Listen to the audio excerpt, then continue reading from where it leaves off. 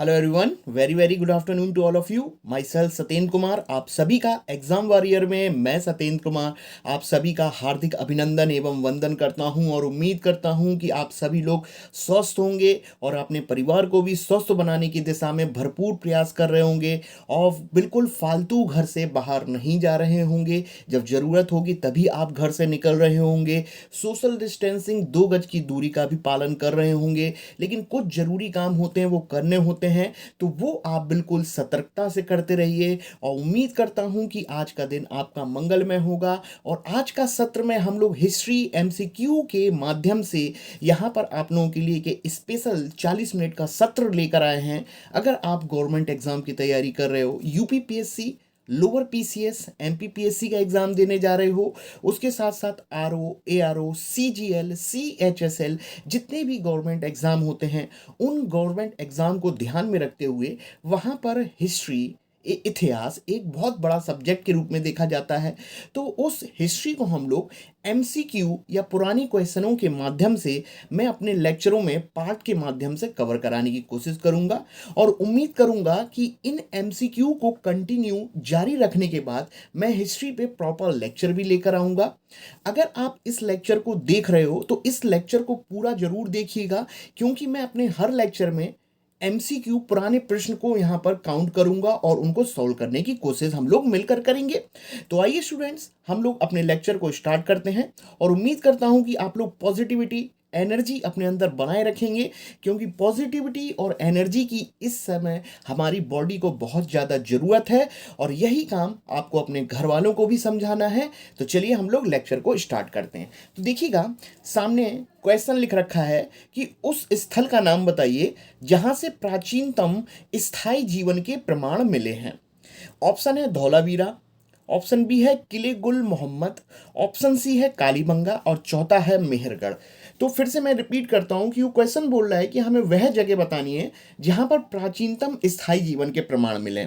देखिए बच्चा लोग, जब आप लोग भारत का प्राचीन इतिहास पढ़ते हो और प्राचीन इतिहास में नव पाषाण काल देखते हो, तो नव पाषाण काल चाहे वो भारत के संदर्भ में हो चाहे विश्व के संदर्भ में हो, नव पाषाण यानी कि नियोलिथिक एज वह समय माना जाता है जहां पर कृषि की शुरुआत हम लोग को देखने को मिली, या एग्रीकल्चर का रेवोल्यूशन, क्रांतिकारी जो कृषि का शुरुआत जो होती है वो नव पाषाण काल में हुई। पहिए का आविष्कार, या हम लोग को अनाज रखने के लिए जो मिट्टी के बर्तन या मृदभांड होते हैं वो भी हम लोग को नवपाषाण काल में देखने को मिलते हैं। और नवपाषाण काल में ही आपको स्थायी जीवन देखने को मिलेगा। अब आप बोलोगे स्थायी जीवन नवपाषाण काल में क्यों, इससे पहले क्यों नहीं? क्योंकि देखिएगा, नवपाषाण काल में जब प्राकृतिक रूप से बीज अपने आप, खेती बीज जब अपने आप गिरने लगे और उनसे अनाज का उत्पादन होने लगा प्राकृतिक रूप से, तो उस अनाज को, उस अन्न को रखने के लिए हमें किसी बर्तन की जरूरत पड़ेगी। वो बर्तन कहलाता है मृदभांड, और मृदभांड जो होता है वो हम लोग को नवपाषाण काल में देखने को मिल रहा है। अब एक बात बताओ, जब अनाज हमें नवपाषाण काल में देखने को मिल गया, कृषि की शुरुआत नवपाषाण काल में देखने को मिल गई, तो एक बात बताओ, अब इंसान का जीवन पहले की तरह घुमक्कड़ तो होगा नहीं। पहले तो उसे जो मिलता था कंदमूल वो खा लेता था, क्योंकि कृषि का आविष्कार हुआ नहीं था। लेकिन जब नवपाषाण काल में कृषि का आविष्कार हो जाएगा, तो हमें पता है कृषि को करने के लिए हमें एक जगह रहना पड़ता है। यानी कि स्थायी जीवन की शुरुआत या ग्रामीण जीवन की शुरुआत या शहरी जीवन की शुरुआत तब देखने को मिलेगी जब एग्रीकल्चर की शुरुआत होती है। और एग्रीकल्चर की शुरुआत नवपाषाण काल में देखने को मिली। ये इतनी बात हो गई। अब जो भारत का पाकिस्तान वाला क्षेत्र है, जो बरसों पहले हमारा हुआ करता था, तो वहां का जो बलूचिस्तान प्रांत है, उस बलूचिस्तान प्रांत में मेहरगढ़ नाम की एक जगह है। और इस मेहरगढ़ से स्थायी जीवन के प्रमाण हम लोग को सर्वप्रथम नवपाषाण काल में देखने को मिलते हैं। यह प्राचीन काल में हमारा हिस्सा हुआ करता था आजादी से पहले। और इसी मेहरगढ़ में गेहूं की खेती, अन्न की खेती की जाती थी। ध्यान रखिएगा, सिंधु नदी के आसपास का क्षेत्र पाकिस्तान के बलूचिस्तान में मेहरगढ़ जिले में कृषि के प्राचीनतम साक्ष्य और स्थायी जीवन के प्रमाण हम लोग को नवपाषाण काल में देखने को मिलते हैं। तो इस प्रश्न का आंसर आप लोग लगा लीजिएगा डी, मेहरगढ़। ठीक है, इंपॉर्टेंट क्वेश्चन है। अब देखिएगा, कालीबंगा बहुत फेमस था सिंधु घाटी की सभ्यता में। यहां पर मैं बता देता हूं बच्चा लोग, कालीबंगा, काली यानी कि ब्लैक और बंगा यानी कि चूड़ियां होती हैं, बैंगल्स। तो कालीबंगा का मीनिंग निकालोगे तो काली रंग की चूड़ियों के लिए प्रसिद्ध भी हो सकता है। और ये राजस्थान में कालीबंगा पड़ता है। गंगानगर का नाम सुना होगा या हनुमानगढ़ का, वहीं पर आपका कालीबंगा स्थित है। और घग्गर हाकरा, जिसे हम लोग प्राचीनतम सरस्वती के नाम से जानते हैं, उसके समीप आपका कालीबंगा स्थित हुआ करता था राजस्थान में। और ध्यान रखना, सिंधु घाटी की सभ्यता में कालीबंगा में हमें जुते हुए खेत के भी एविडेंस, साक्ष्य मिले हैं। तो देखिएगा, मैंने ऑप्शन सी से संबंधित कुछ मेजर जानकारी आप लोगों को प्रोवाइड करा दी। भले ही हम लोगों ने सिंधु घाटी की सभ्यता नहीं पढ़ा, लेकिन कालीबंगा से संबंधित जो जानकारी थी मैंने आपको दे दी। वैसे तो इस क्वेश्चन का आंसर आपने डी लगा लिया है। अब धौलावीरा के बारे में भी डिस्कस कर लेते हैं हम लोग, ठीक है। तो देखिएगा बच्चा लोग, धौलावीरा हड़प्पा और मोहनजोदारो के बाद सिंधु घाटी की सभ्यता में तीसरा बड़ा शहर हुआ करता था, जो कि गुजरात में स्थित है, ध्यान रखिएगा। तो ये मैंने आपको धौलावीरा के बारे में बताया, ठीक है। तो धौलावीरा, कालीबंगा के बारे में ध्यान रखिएगा। और आपसे पूछा गया क्वेश्चन में है कि स्थायी जीवन के प्रमाण आपको कहाँ से देखने को मिलते हैं, तो हम लोगों ने बताया पाकिस्तान, मेहरगढ़, बलूचिस्तान, सिंधु नदी के आसपास का समतल इलाका। एक बात सिंपल है, कोई भी इलाका अगर प्लेन है तो वहां जनजीवन की शुरुआत आसानी से हो जाती है, जबकि पहाड़ी जीवन में उतनी आसानी से नहीं हो सकती, क्योंकि स्थायी जीवन जो होता है समतल मैदानों पर आसान होता है, वहां पर ट्रांसपोर्ट सिस्टम भी आसान हो जाएगा और समतल प्लेन पर घर बसाना भी आसान होता है। इसलिए सभ्यताओं का निर्माण जो होता है ना, वो सर्वप्रथम जो होता है वो समतल और नदी घाटियों के आसपास के क्षेत्र में ही होता है। इसीलिए मेहरगढ़ आपका उस समय प्राचीन में या नवपाषाण काल में धीरे धीरे या सिंधु घाटी की सभ्यता के समय आगे निकलता गया था, ठीक है। इतनी बात हो गई। अब हम लोग आगे बढ़ते हैं। अब सेकंड क्वेश्चन देखते हैं बच्चा लोग, निम्नलिखित में से कौन सी सभ्यता नील नदी के तट पर पनपी। नील नदी आपको पता ही है, अफ्रीका महाद्वीप में है। और नील नदी को मिस्र की सभ्यता के नाम से भी जाना जाता है। देखिए, हम लोगों ने ऑप्शन देख लिए, लेकिन तुरंत दिमाग में आ गया कि नील नदी के तट पर हमें पता है कि मिस्र की सभ्यता पनपी थी। और आप बहुत अच्छे से जानते हो, जो इजिप्ट है, जो मिस्र जो है ना, उसके लिए नील नदी वरदान मानी जाती है। अगर नील नदी नहीं होती तो मिस्र के बारे में बोला जाता है कि ये सूखा होता आपका। और अफ्रीका महाद्वीप में आपका इजिप्ट या मिस्र स्थित है। और नील नदी के तट पे ही मिस्र की सभ्यता आज से 5000 वर्ष पहले पनपी थी। इसका आंसर आप बेधड़क होके लगाइए, मैं यहां पर ऑप्शन लिख देता हूं। पहले का इसका आंसर है आपका डी, ठीक है। आगे, सिंधु घाटी की सभ्यता तो आपको पता ही है, नाम ही से पता चल रहा है सिंधु नदी, सिंधु नदी के, ठीक है, और उसकी सहायक नदियों के आसपास थी। लेकिन हम लोग को नील नदी की तट पर बात कर रहा है, तो मिस्र की सभ्यता है, ठीक है। रोमन सभ्यता के बारे में हम लोग नहीं जाते हैं, रोमन सभ्यता या यूनानी सभ्यता, लेकिन हम लोग मैसोपोटामिया सभ्यता पर जरूर आगे डिस्कस करेंगे। मैसोपोटामिया, आप इतना ध्यान में रखिएगा, प्राचीन काल में इराक का नाम सुमेरियन सभ्यता के नाम से फेमस था, या मैसोपोटामिया सभ्यता के नाम से फेमस था इराक, ठीक है। इतनी बात हो गई। और जबकि इजिप्ट जो था वो नील नदी के तट पे था। तो इसका आंसर आप लोग लगा चुके हैं, उम्मीद करता हूं। अब हम लोग आगे बढ़ते हैं, चलिए इसको हम लोग हल करते हैं। राख का टीला निम्नलिखित किस नवपाषाणिक स्थल से प्राप्त हुआ है। ऑप्शन आपके सामने है, बुधिहाल, संगनकल्लू, कोल्डी हवा और ब्रह्मगिरी। देखिएगा बच्चों लोग, नवपाषाण काल में, न्यूलिथिक एज में, आज से लगभग 6 से 7,000 वर्ष पहले, नवपाषाण काल में दक्षिण भारत में राख का टीला मिला है। राख का टीला यानी कि वहां पर आग के आविष्कार के संकेत मिलते हैं। आग के आविष्कार नहीं, या वहां पे आग का टीला मिला है, तो पता चलता है कि वहां की फायर वायर की जानकारी मिलती है। तो वो ये बोल रहा है कि राख टेक का टीला इनमें से कहां पर हमें प्राप्त हुआ है। तो ध्यान में रखिएगा, दक्षिण भारत में संगनकल्लू नामक एक जगह है, ये जो थी, यहां से हम लोग को इस साइड से राख का टीला प्राप्त हुआ है।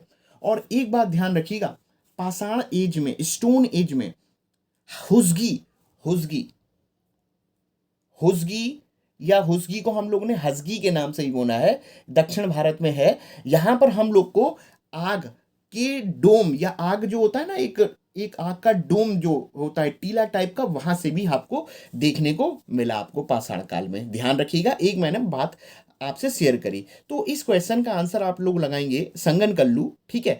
अब इन ऑप्शनों में एक ऑप्शन हम लोग कोल्डी हवा को कवर करने की कोशिश करेंगे। क्यों? क्योंकि यूपीपीसीएस के लिए इंपॉर्टेंट हो सकता है।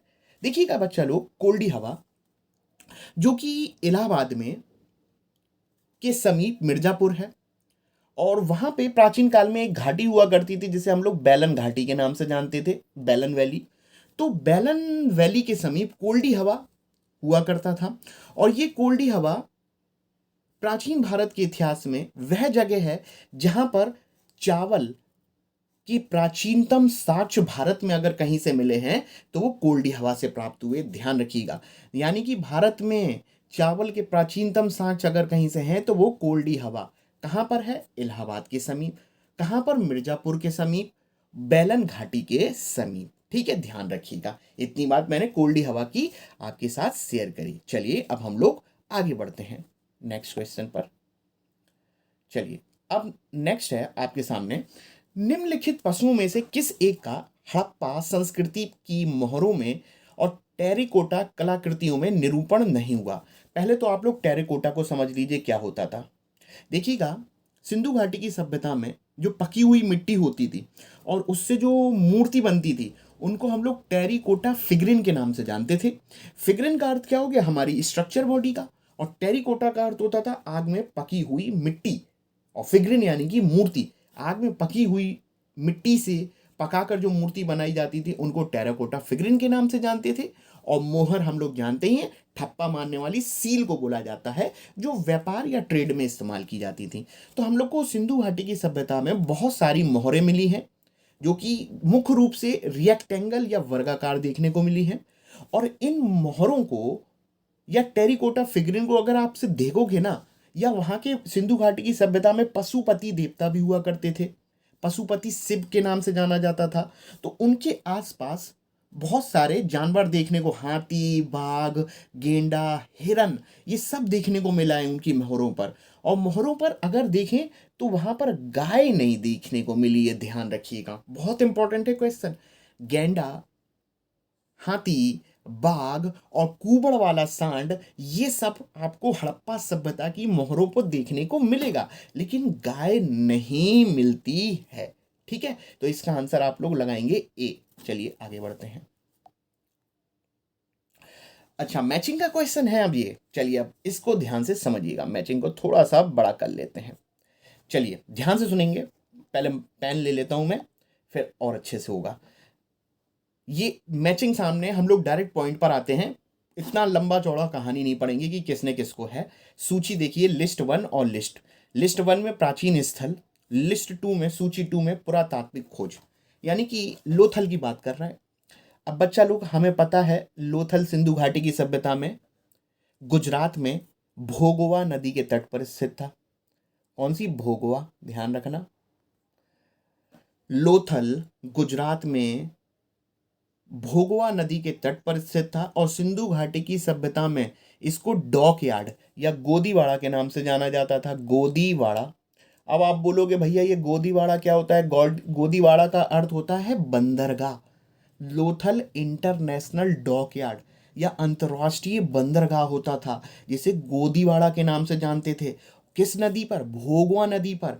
सिंधु घाटी की सभ्यता में अगर आपसे कोई पूछे कौन सा शहर अंतर्राष्ट्रीय बंदरगाह के रूप में फेमस था, तो वो होता था लोथल। और लोथल के लिए आप लगाओगे गोदीवाड़ा। गोदीवाड़ा यानी कि डॉक यार्ड या बंदरगाह। ठीक है, ए का 2 हम लोग लगा लिया। अब बी पे पहुंचते हैं, कालीबंगा। अभी प्रीवियस ही मैंने बताया था, कालीबंगा से हम लोग को प्लफ यानी कि एक जुता हुआ खेत प्राप्त हुआ है। यानी खेत की जो जुताई जो होती है ना, वो हम लोग को जुता हुआ खेत कालीबंगा से प्राप्त हुआ है। यानी कि एक और बी, 2 चीजों के बारे में बता दिया है। अगर सबके बारे में बता देंगे तो अपने आप लोग मैच कर लेते हैं। अब धौलावीरा से देखते हैं, और बनावली। धौलावीरा गुजरात में है, आपको पता ही होगा। तो धौलावीरा से ध्यान में रखिएगा, हड़प्पन लिपि के बड़े आकार के 10 चिन्हों वाला एक शिलालेख प्राप्त हुआ है। हड़प्पा लिपि के बड़े आकार के 10 चिन्ह वाले एक शिलालेख धोलावीरा से प्राप्त हुए हैं, जबकि पकी मिट्टी की बनी हुई हल्की प्रतिकृति आपको बनावली से मिलेगी। तो इनको आप मैच कर लीजिएगा, आंसर आपके सामने मिल जाएगा। ध्यान रखेंगे, 2-3 के बारे में मैंने आपको बता दिया है। और लिपि तो ध्यान रखना, सिंधु घाटी की सभ्यता में पिक्टोग्राफ या भाव चित्रात्मक थी, अभी तक नहीं पढ़ पाए। अगर पढ़ लेंगे ना तो बहुत सारी जानकारी सिंधु घाटी की सभ्यता की हम लोग को मिल सकती है बच्चा लोग। ठीक है, ठीक है। हाँ, आगे बढ़े चलो बढ़ते हैं। आप लोग, उम्मीद करता हूं कि आप लोग ने इसको मैच कर लिया होगा। चलो नेक्स्ट, मूर्ति पूजा। क्वेश्चन है आपका बच्चा लोग, मूर्ति पूजा का आरंभ कब से माना जाता है? देखिएगा, मूर्ति पूजा आज से 10,000 वर्ष पहले भी होती थी। सिंधु घाटी की सभ्यता में भी मूर्ति पूजा का प्रचलन था, लेकिन इतने रियलिस्टिक थे सिंधु घाटी सभ्यता के लोग, वो पाखंड में या इन मूर्तियों के लिए कभी भी उन्होंने मंदिरों का निर्माण नहीं किया था सिंधु घाटी की सभ्यता में, ध्यान रखिएगा।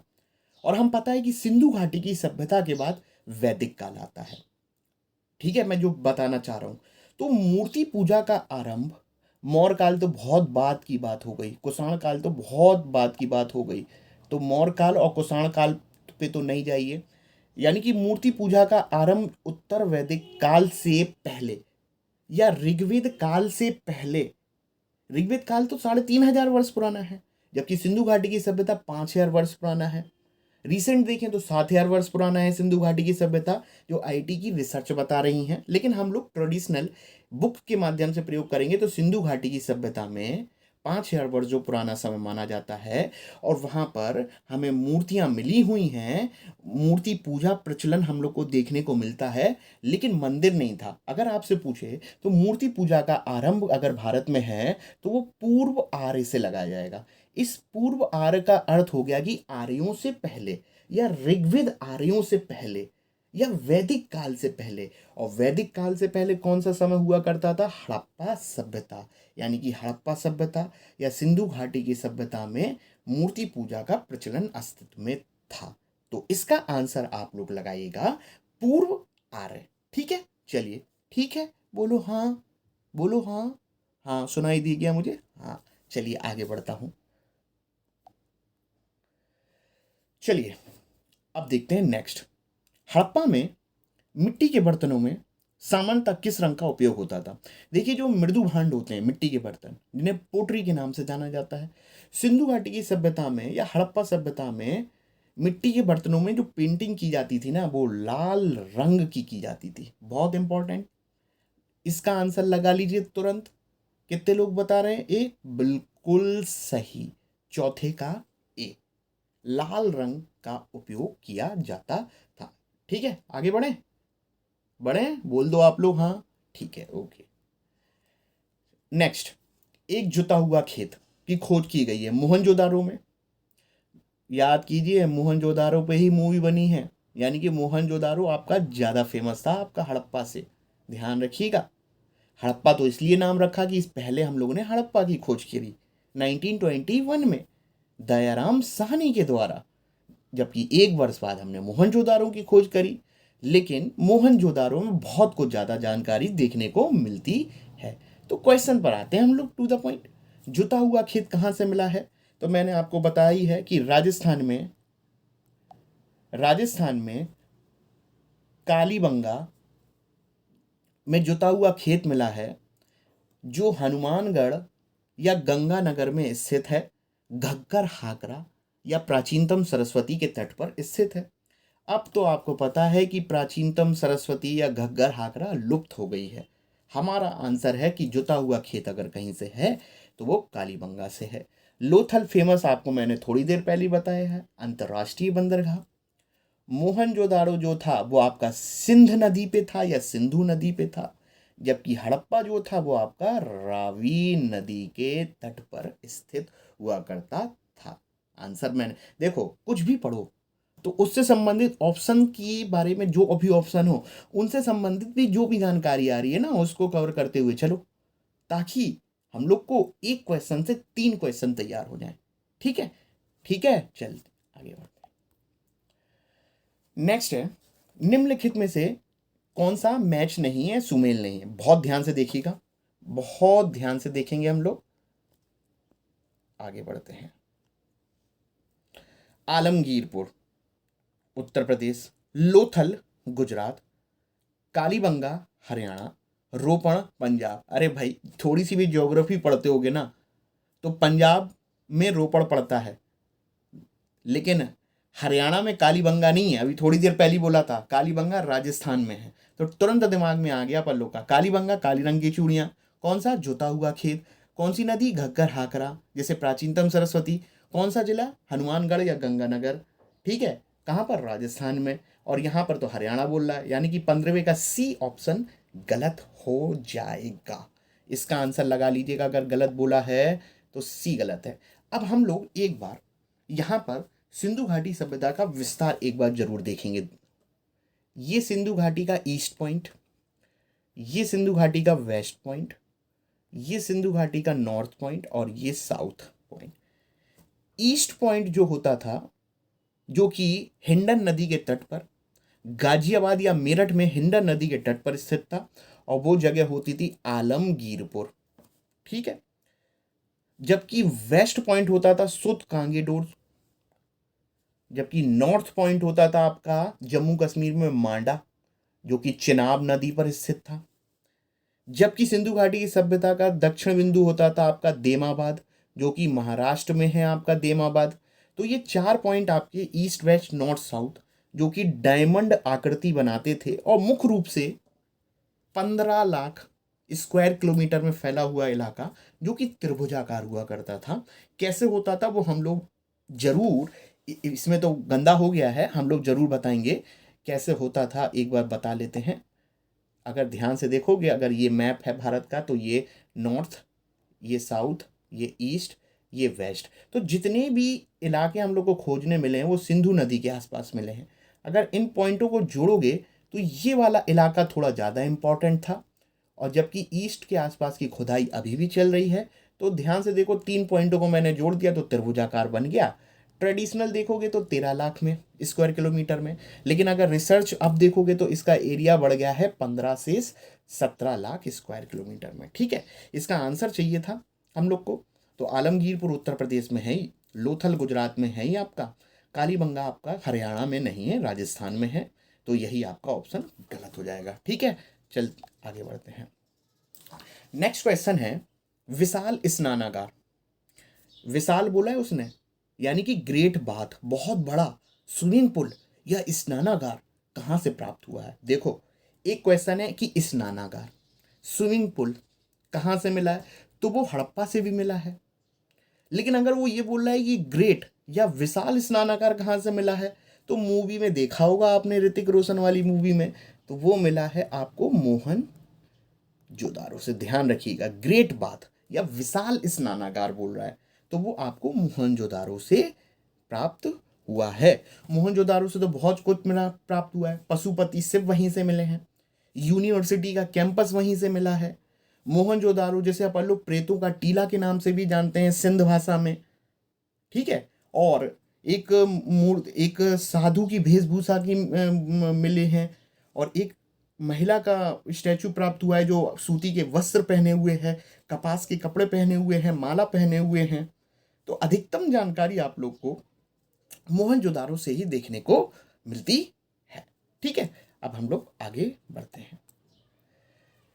नेक्स्ट क्वेश्चन है बच्चा लोग कि सिंधु सभ्यता संबंधित है प्रागैतिहासिक काल से, आद ऐतिहासिक काल से, उत्तर ऐतिहासिक युग से, ऐतिहासिक युग से।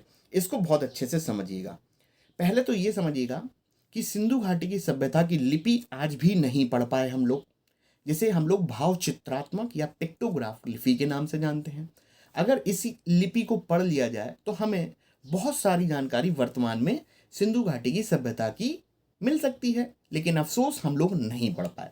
इसकी लिपि को थोड़ी विचित्र है। तो ऐसी लिपि जिसको हम लोग नहीं पढ़ पा रहे हैं, अवेलेबल तो है लेकिन पढ़ नहीं पा रहे, तो वह समय कहलाता है आपका आद ऐतिहासिक। ध्यान रखेंगे आप लोग, एक मिनट। हाँ, वह समय आपका कहलाता है बच्चा लोग आद ऐतिहासिक। तो अगर आपसे कोई पूछे सिंधु सभ्यता है, उसे हम लोग आद ऐतिहासिक युग में रखेंगे या प्रोटो हिस्ट्री में रखते हैं। आद ऐतिहासिक वह समय जहां लिपि तो है, स्क्रिप्ट तो है, लेकिन पढ़ नहीं पाए हैं, और इसका एग्जाम्पल सिंधु घाटी की सभ्यता और ऋग्वेदिक काल भी माना जाता है। लेकिन ऋग्वेदिक काल जो है उसकी लिपि को रीडेबल कर लिया गया है, इसलिए उसको अब हम लोग ऐतिहासिक युग में ही रखते हैं। कैसे डिवीजन किया गया है वो हम जरूर शेयर करेंगे। और लाखों वर्ष पहले तो कोई लिपि थी ही नहीं, तो उस समय को हम लोग जानते थे प्रागैतिहासिक काल के नाम से, या स्टोन एज के नाम से, या पाषाण काल के नाम से। ठीक है, लेकिन क्वेश्चन है सिंधु घाटी की सभ्यता, तो हम जानते हैं लिपि है लेकिन रीडेबल नहीं है, तो ऐसे समय को हम लोग प्रोटो हिस्ट्री या आद ऐतिहासिक काल के नाम से जानते हैं बच्चा लोग। तो ये था हमारा आज का लेक्चर। नेक्स्ट क्वेश्चन पे हम लोग आगे बढ़ते हैं। देखो, कुछ भी पढ़ो आप लोग, अगर उसको थ्योरी पढ़ने के बाद अगर आपने क्वेश्चन आंसर नहीं लगाए तो ऐसी थ्योरी पढ़ने से फायदा नहीं है। उसकी प्रैक्टिस करिए, जितनी प्रैक्टिस करेंगे उतना ही परफेक्टनेस आएगी। देखिए, थोड़ा इस तरीके से बोलना पड़ता है ताकि आप लोग भी हैप्पी रहो, एनर्जेटिक रहो, पॉजिटिव रहो, और इसी चीज़ की वर्तमान में ज़रूरत है। और एक बात मैं आप लोगों से बोलूँगा, कोरोना ने टीचिंग इंडस्ट्री या प्राइवेट टीचिंग इंडस्ट्री को जो इतना प्रभावित किया है, मैं भी एक टीचर हूँ, प्राइवेट टीचर हूँ, और हम लोगों ने बहुत बहुत बच्चों को पढ़ाया भी है ईश्वर की कृपा से। लेकिन जो वर्तमान ने, जो कोरोना ने जो संकट पैदा किया, तो इस समय मैं आप लोगों से एक बात बोलना चाहूँगा कि आप लोगों का जीवन बदलते हैं हम शिक्षक। आप मुझसे पढ़ रहे हो तो भी ठीक, नहीं पढ़ रहे हो तो भी ठीक, लेकिन आपको गवर्नमेंट जॉब तक पहुंचाने में उस संस्थान ने आपके लिए भरपूर सहयोग किया है। तो आज वही संस्थान बंद है, ताला पड़ा हुआ है, तो इस समय उन्हें भी मोटिवेशन, एनर्जी की ज़रूरत है। तो आप एज अ स्टूडेंट इतना तो कर सकते हैं कि उनके साथ कनेक्ट रहिए, उनसे जुड़े रहिए। उनके लिए तो यही गुरु दक्षिणा हो जाएगी कि इस ऐसे समय उनका स्टूडेंट अभी भी जुड़ा हुआ है उनसे, और टीचर तो कभी भी स्टूडेंट से डिस्कनेक्ट होता ही नहीं है, वो अपना प्रयास करता ही रहता है। तो बात को समझिए, क्योंकि एक मानवता भी कुछ होती है। ठीक है, चलिए क्वेश्चन पे आते हैं। निम्नलिखित में से कौन सा हड़प्पा संस्कृति पर प्रकाश डालता है? शिलालेख। भाई, शिलालेख से तो हम कुछ प्राप्त कर ही नहीं सकते। शिलालेख पे तो लिखावट रहती है, और लिखावट तो अभी तक हम लोग पढ़ ही नहीं पाए हैं सिंधु घाटी की। टेरिकोटा मुद्राओं में अंकित लेख, फिर वही बात आ गई है, कहाँ पढ़ पाए हम लोग? पढ़ लेते तो जानकारी मिल जाती, उपयुक्त सभी फिर हो ही नहीं सकता।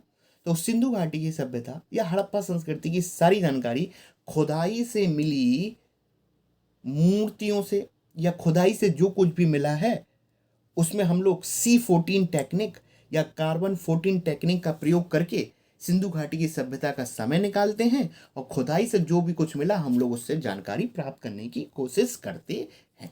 ठीक है, चलिए आगे बढ़ते हैं। नेक्स्ट है आपका मैचिंग का क्वेश्चन आ गया आपका। निम्नलिखित में से कौन सा मैच नहीं है? हड़प्पा। हमें पता है 1921 में हड़प्पा में जब अंग्रेज लोग पाकिस्तान में या पंजाब के आसपास के इलाके में, वही पाकिस्तान के पंजाब वाले इलाके में जो हमारा हुआ करता था, वहाँ पर वो लोग रेल नेटवर्क बिछा रहे थे अंग्रेज लोग। अब रेल नेटवर्क बिछाना था उनको, उन्हें बड़ी बड़ी ईंटों की ज़रूरत पड़ी।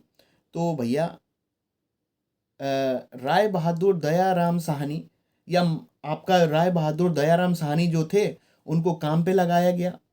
तो पंजाब में हमने देखा खुदाई के दौरान कुछ ऐसी ईंटें प्राप्त हुई, इतनी मजबूत स्ट्रॉन्ग स्ट्रेंथ वाली, जिसकी लंबाई चौड़ाई ऊंचाई बिल्कुल एक्यूरेट है, इतनी पकी हुई मिट्टी से मजबूत ईंटें हैं।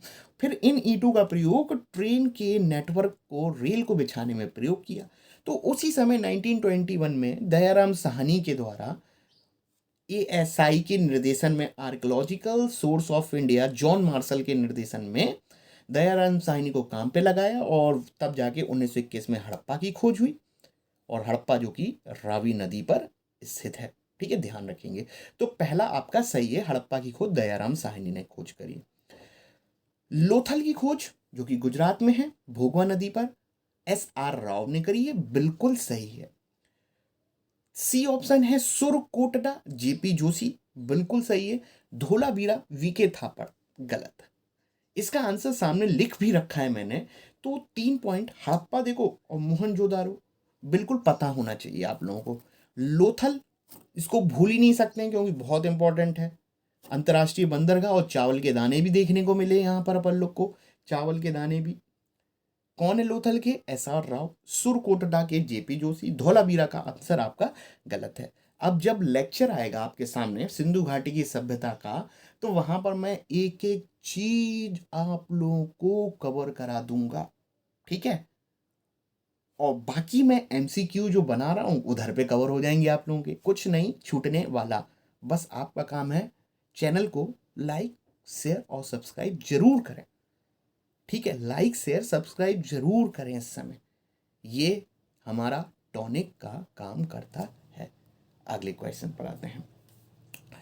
सिंधु घाटी के लोग पूजा करते थे।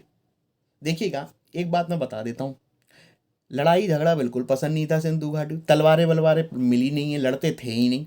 व्यापार व्यापार व्यापार, ट्रेड करते थे, सरप्लस में पॉजिटिव व्यापार होता था, निर्यात ज़्यादा होता था। और वैसे भी भारत को प्राचीन काल में सोने की चिड़िया कहते थे। अंग्रेज जब भारत में आए ना, तो उन्हें भारत को देने के लिए कुछ नहीं था, भारत के पास सफिशिएंट सब कुछ था, तो वो सोने से व्यापार करते थे, भारत को उन्हें सोना देना पड़ता था, ठीक है। और एक समय ऐसा आया वो उनका सोना खत्म होता गया। क्यों? क्योंकि हमारे पास तो संपन्न थे हम लोग, सब कुछ था एंशिएंट हिस्ट्री में या प्राचीन काल में हम लोग का, या जब अंग्रेज तब आए भारत में तब तक हमारे पास सब कुछ था, इकोनॉमी प्लस में थी। हमारे उनको बदले में देने के लिए सोने के अलावा या चांदी के अलावा कुछ नहीं होता था, वो इसके माध्यम से व्यापार करते थे। और धीरे धीरे ये उनका खजाना खाली होता गया तो उनका भी दिमाग खराब होता गया होगा, ध्यान रखिएगा। चलिए, ये रफ बात हो गई। अब सिंधु घाटी के लोग पूजा करते थे पशुपति की, बिल्कुल पशुपति शिव की मूर्ति मिली है। एक मिनट, थोड़ा सा मैं आपसे बोलूंगा, हाँ,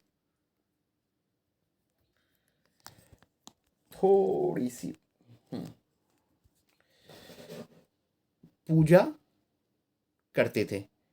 इंद्र और वरुण की पूजा तो हो ही नहीं सकती, क्योंकि इंद्र जो भगवान बरसात के देवता और योद्धा, पुरंदर किलों को तोड़ने वाला देवता इंद्र माना गया है, बरसात का देवता भी इंद्र को माना गया है। वरुण तो समुद्र का देवता या नैतिक व्यवस्था का देवता, तो ब्रह्म विष्णु इंद्र ये सब तो ऋग्वेद काल में देखने को मिलते हैं। ये सिंधु घाटी की सभ्यता में कहाँ थे? सिंधु घाटी की सभ्यता के समय तो पशुपति शिव की पूजा चलती थी, ठीक है, ध्यान रखेंगे। तो इसका आंसर 30 का ए होगा, आप आंसर लगा सकते हैं। चलिए आगे बढ़ते हैं। नेक्स्ट है कि सिंधु घाटी के लोग विश्वास करते थे आत्मा और ब्रह्मा में।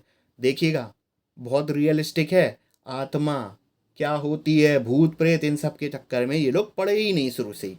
कर्मकांड के चक्कर में, बिल्कुल यज्ञ कर्मकांड के चक्कर में इतने थे ही नहीं।